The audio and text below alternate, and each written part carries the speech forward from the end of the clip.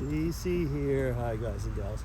Well, hope you're well. It is Monday, and Monday is, as often, Tag Day, and today will be no exception.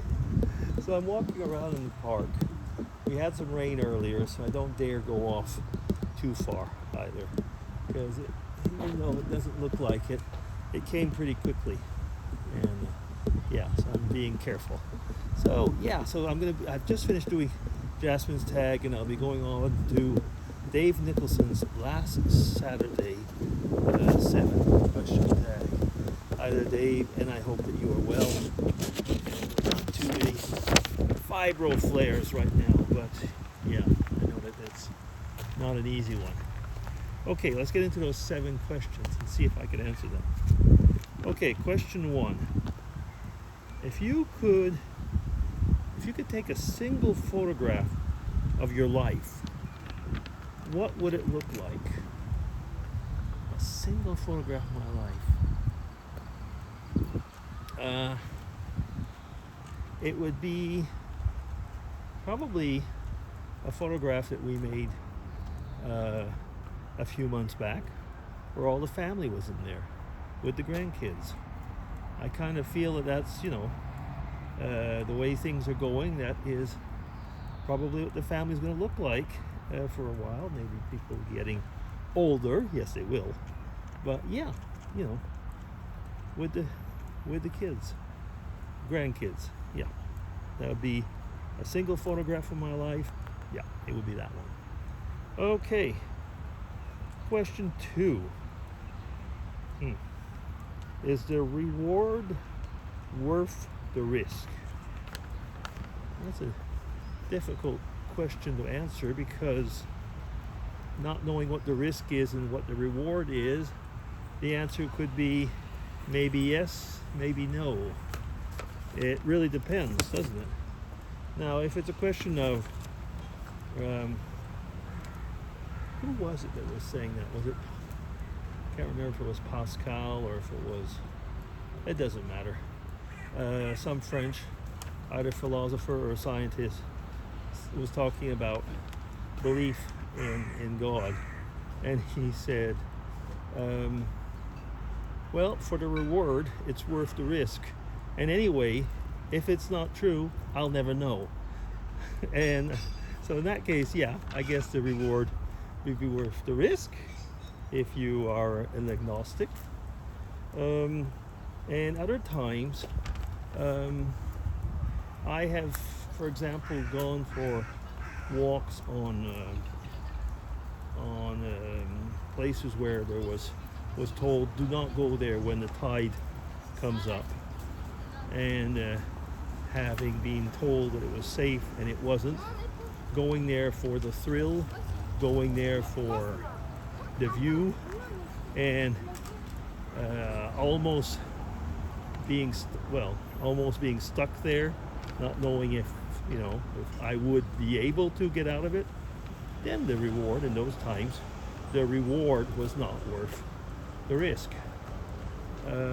Certain financial schemes, if you lose all your integrity, no, it frankly is not worth the risk. Okay, let's leave it at that. Question 3. For you personally, what makes today worth living? For me personally, faith, family, friends. Yeah, they are the 3 F's. That's usually, what is it? When people go and make talks, they usually try and find an odd number of points, usually starting with the same letter, and then they chat about that. Okay, so that's it. There's a bit of wind today. I'm having problems with my sheet of paper. Let me see. Question 4. What have you done in the last year that makes you proud? I think in the last year, what makes me proud in a way is the progress I made in Spanish. Yeah, that makes you proud. Last week, I had 2 classes. I usually try to have 2 classes a week. And since my teacher is in Mexico, I was going to say the costs are very reasonable. If he was a teacher here, it would be a lot more expensive. That's one of the reasons I can have 2 classes a week. And we spoke for an hour, pretty much non-stop, on several type of topics, and all in Spanish. Was it perfect Spanish? No. Was it comprehensible? Yes. And was I able to get around and say what I wanted to say? Yes. Like I say, was it elegant? No. But that doesn't matter. I was communicating, and I would have been understood. Well, I was understood. Okay, yeah, that was question 4. Question 5. What did you learn recently that changed the way you live? Children? I don't know if you just saw that. The kids passing with their bicycles. They're not actually supposed to be in that lane. What did I learn recently that changed the way I live? Oh, let me see.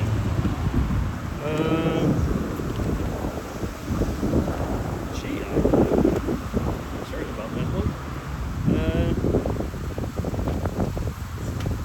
I think one of the things that I have learned recently, especially, well, it's a thing of being retired,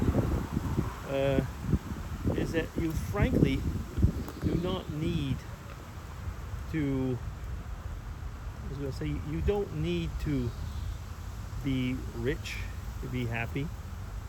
Certainly helps, I guess, but no, what I mean is that you are able to be happy with less. I think that's actually what I'm trying to say. You can be happy with less.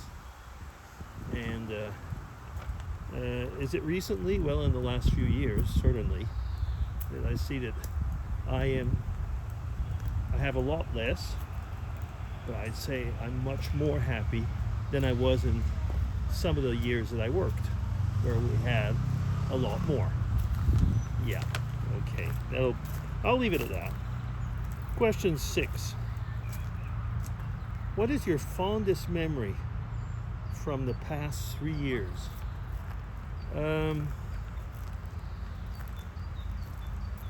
Well, there's quite a few. I think the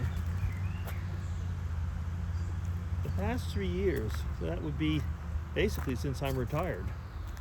So definitely there's family moments, and arguably, but not automatically the fondest, but arguably one of my fondest memories was when I was back after the pandemic period in Ireland, and the way that the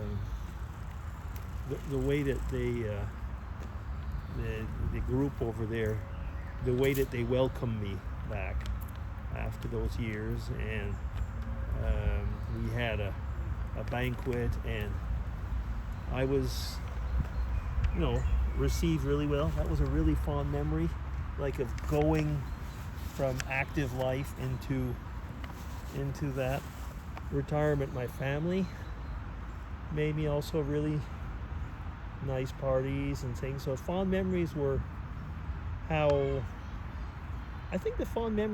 love. Yeah, the love that I felt from different friends and family members, and a bit all over. So yeah, feeling the love. And it's kind of hard to pinpoint just one. Okay, and question 7 and last. What are the primary components of a happy life? Oh, was it this vlog where I said the 3 F's?